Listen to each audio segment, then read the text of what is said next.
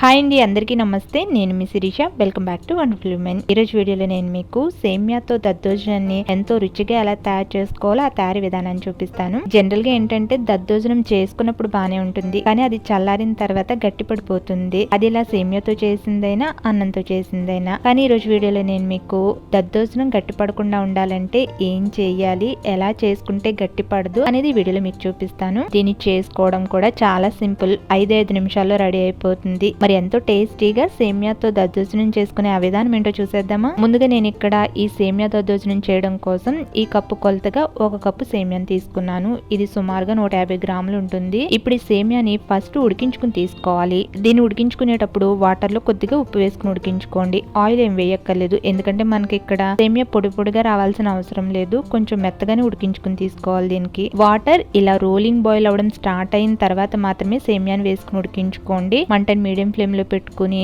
బాగా కలుపుతూ దీన్ని మెత్తగా ఉడికించుకోండి. సేమియాని ఈ విధంగా పలుకు లేకుండా మెత్తగా ఉడికించుకోవాలి. ఇలా సేమియా ఉడికిన తర్వాత వెంటనే దీంట్లో ఉన్న వాటర్ అంతా కూడా స్ట్రైనర్ హెల్ప్ తోటి వడకట్టేసుకోవాలి.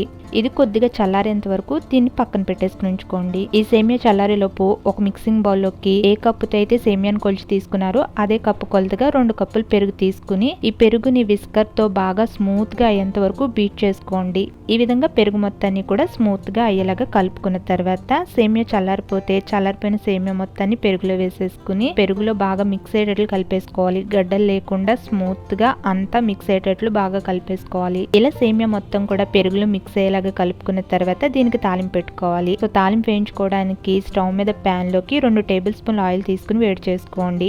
ఆయిల్ వేడెక్కిన తర్వాత తాలింపు గింజలు వేసుకుని వేయించుకోవాలి. 2 టీ స్పూన్ల పచ్చిశనగపప్పు, 2 టీ స్పూన్ల మినపప్పు, 1 టీ స్పూన్ ఆవాలు, 1 టీ స్పూన్ జీలకర్ర వేసుకుని వేయించుకోండి. ఈ దద్దోజనంకి తాలింపు ఎక్కువగా ఉంటే బాగుంటుంది. తినేటప్పుడు అక్కడక్కడ పంటికి తగులుతూ చాలా రుచిగా ఉంటుంది. ఇవి కొద్దిగా వేగిన తర్వాత ఒక 1/2 టీ స్పూన్ మిరియాలు వేసుకోండి. మీకు మిరియాల పళంగా వేసుకోవడం ఇష్టం లేకపోతే మిరియాలని పొడి చేసుకునే వేసుకోవచ్చు. తర్వాత ఒక 6-7 జీడిపప్పులను కూడా ఈ విధంగా చిన్న ముక్కలుగా కట్ చేసుకుని వేసుకోండి. ఇవి తినడానికి బాగుంటాయి అప్పుడు. తర్వాత కట్ చేసుకున్న 2 ఎండుమిర్చి, తర్వాత 1 టీ స్పూన్ సన్నగా తరిగిన అల్లం ముక్కల్ని, 2-3 పచ్చిమిర్చిని కట్ చేసుకుని వేసుకుని వేయించుకోండి. ఇవన్నీ కూడా దోరగా వేగిపోయిన తర్వాత ఇందులో కొద్దిగా కరివేపాకు వేసుకుని ఒకసారి జస్ట్ మిక్స్ చేసేసుకుని స్టవ్ ఆఫ్ చేసేసుకోండి. తాలింపుని చూడండి, ఎక్కువ వేపు రానివ్వకుండా ఈ విధంగా దోరగా వేయించుకుని తీసుకోండి. ఎందుకంటే దద్దోజనానికి సగం రుచి అంతా కూడా ఈ తాలింపుని వేయించుకోవడంలోనే ఉంటుంది. ఇప్పుడు ఈ తాలింపుని పక్కన పెట్టేసుకుని దీన్ని కొద్దిగా చల్లారనివ్వండి. ఇది చల్లారేలోపు కలిపి పెట్టుకున్న పెరుగు సేమియా మిశ్రమంలో రుచికి సరిపడ ఉప్పు వేసుకుని కలిపేసుకోండి. ఇప్పుడు మీకు ఒక టిప్ చెప్తాను.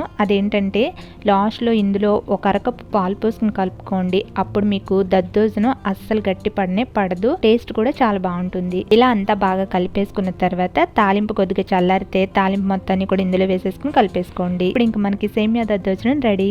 దద్దోజనాన్ని మరీ గట్టిగా కాకుండా ఈ విధంగా కొంచెం సాఫ్ట్ గా కలుపుకుంటే నోట్లో పెట్టుకోగానే మెల్లగా జారిపోతుంది. మరి మీరు కూడా సేమియాతో దద్దోజనాన్ని ఈసారి ఇలా చేసి చూడండి.